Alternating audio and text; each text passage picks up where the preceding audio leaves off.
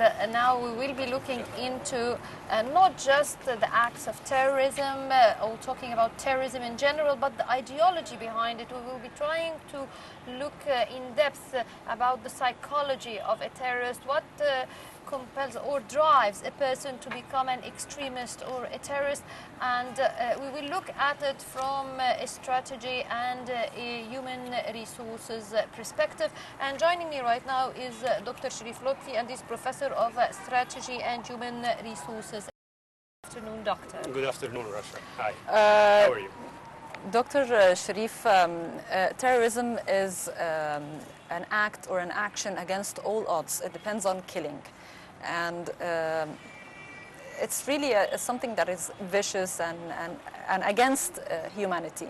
How come these groups attract the normal people, and a normal people suddenly transferred from a normal person to an abnormal person, and he becomes suddenly a terrorist? So thanks for the question, actually, because it's a very important question to tackle. Usually people have needs, okay? And as we all say in the behavioral sciences, Maslow hierarchy of needs, that starts with the basic needs and goes to security, sense of belonging, and self-esteem up to the self-actualization. But people in search for identity, for a meaning for their lives, for adventure, for answers for their questions. So if these needs are not fulfilled, or their answers are not really have a convenient answers, they go try to find it somewhere.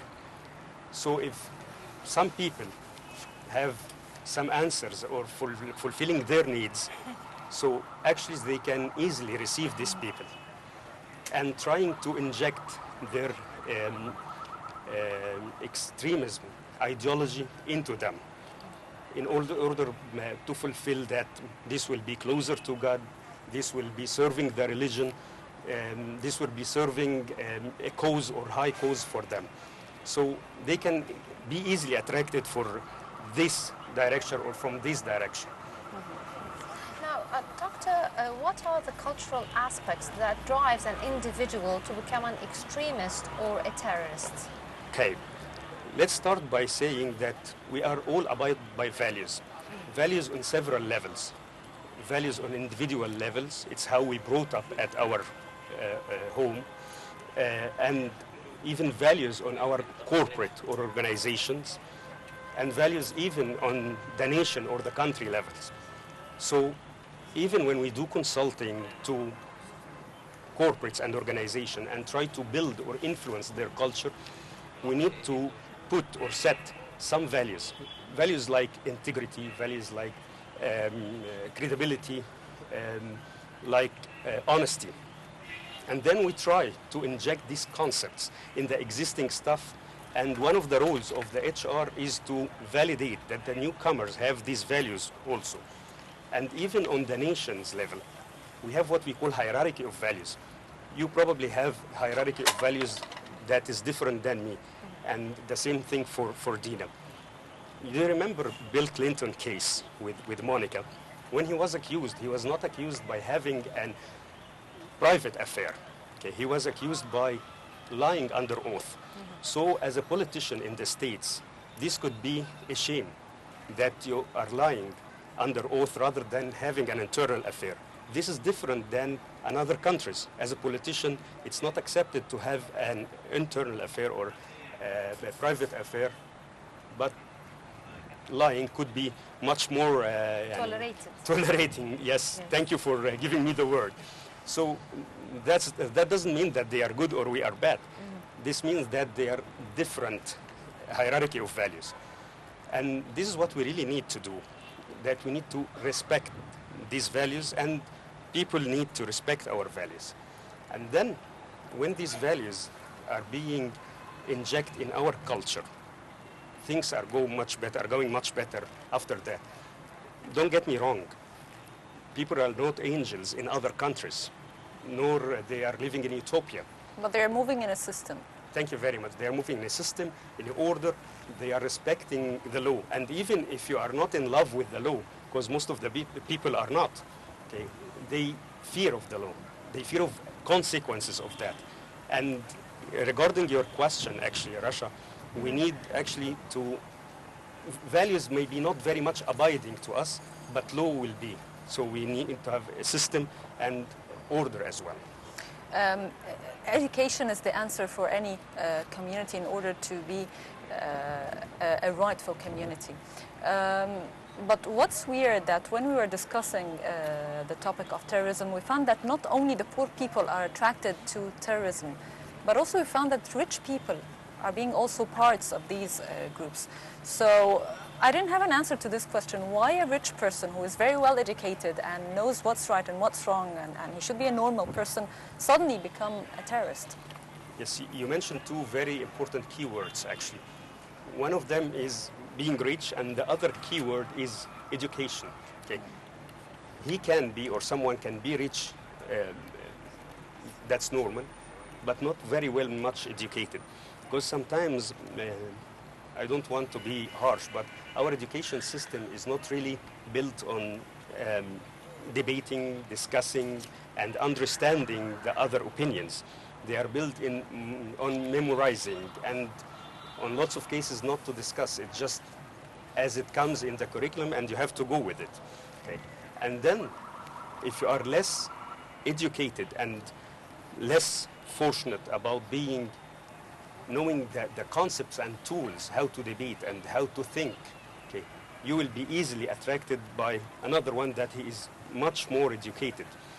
And this is very important then to influence the attitude of the people.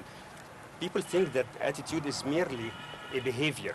Actually, attitude is three components. One of them is intellectual, that how people think, and the other one is affective, how people feel towards something, and the third concept, or the third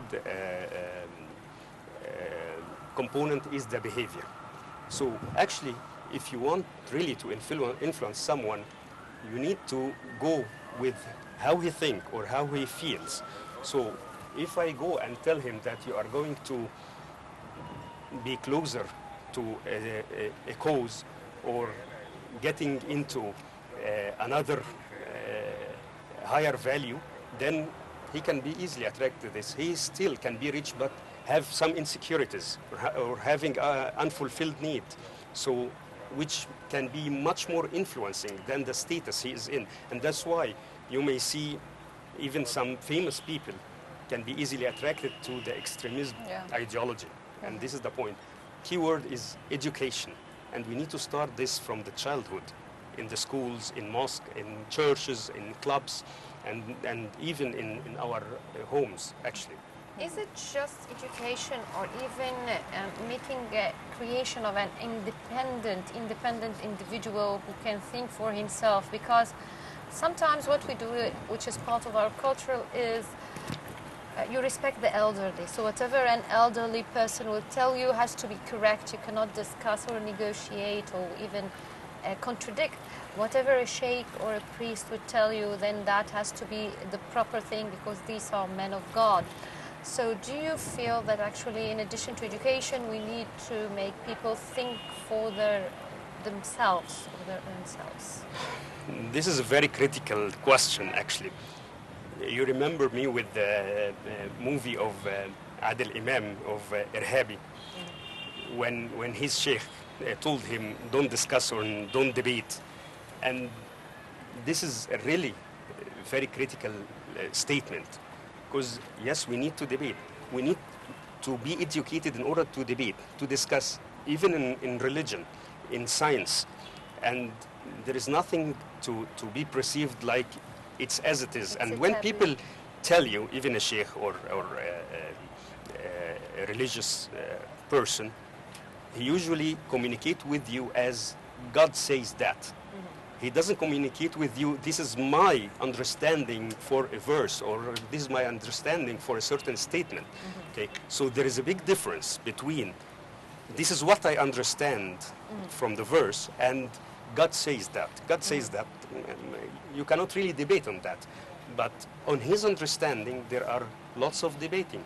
On his interpretation, there is lots of things that can go back and forth. So there is no shame to talk about things, to debate, to be convinced by that.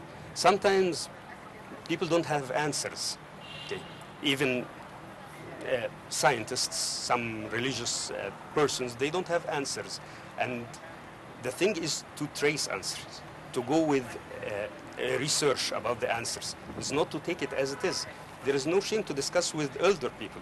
There is no shame to discuss with doctors, with scientists, as long as in a frame of understanding and getting into the truth and seeking the value of things and the depth of subjects. There is no shame of that. Why not? Sir, if you were asked for help to put a strategy to fight terrorism, what are the main points that you are going to underline for fighting this phenomenon? One of the very basic things is education.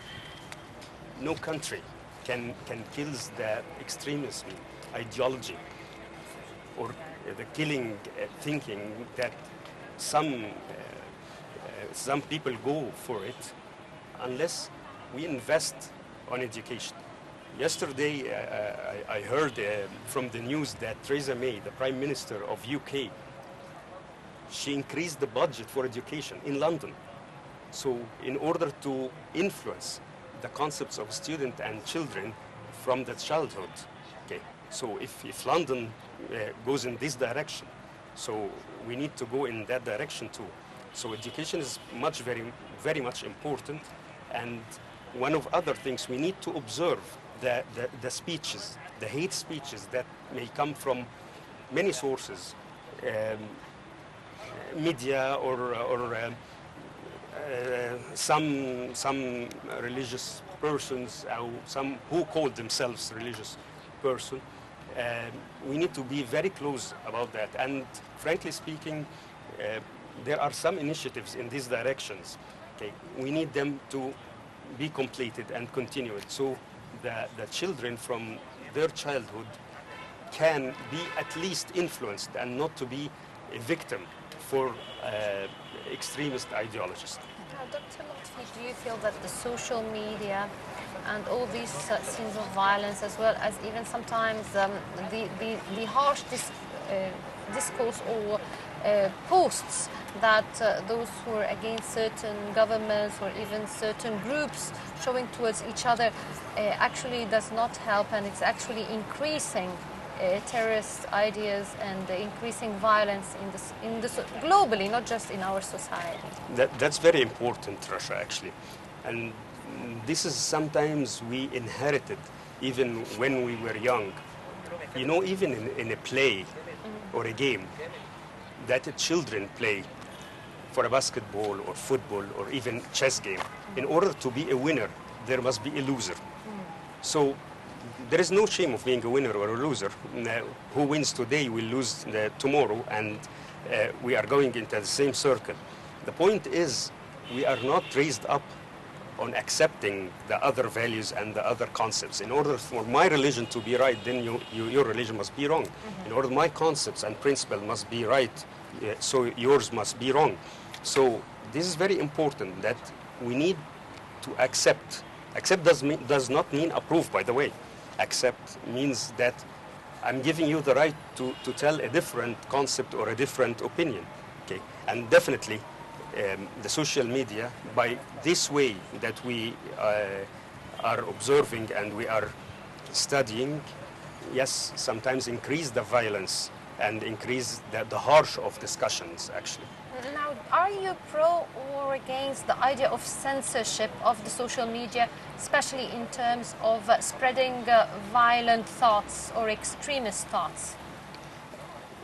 We cannot reinvent the wheel, and we cannot be a part of the world. Social media is a fact that we need to deal with.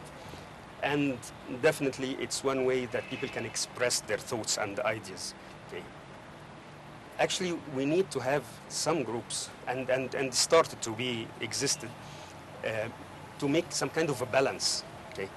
Without insulting, without harsh words. You can debate, you can say your opinion, you can discuss within a framework of good intentions, okay? And then we started some groups to do that, actually.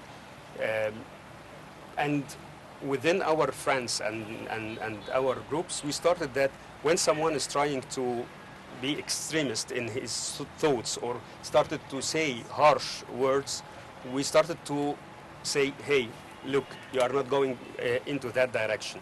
And personally, I am usually placing posts in order to decrease the hate speeches and the harsh talking between people. Dr. Sherif, expressing oneself is very important, and at least psychologically he can find a space to express his feelings and his sadness and anger. Dr. Sherif Lotfy, Professor of Strategy and Human Resources expert, thank you very much for joining us, and welcome once again to Nile Cruise. Thank you for you. It was a pleasure. Thank you for you. And now we're moving to a quick break, so please stay tuned.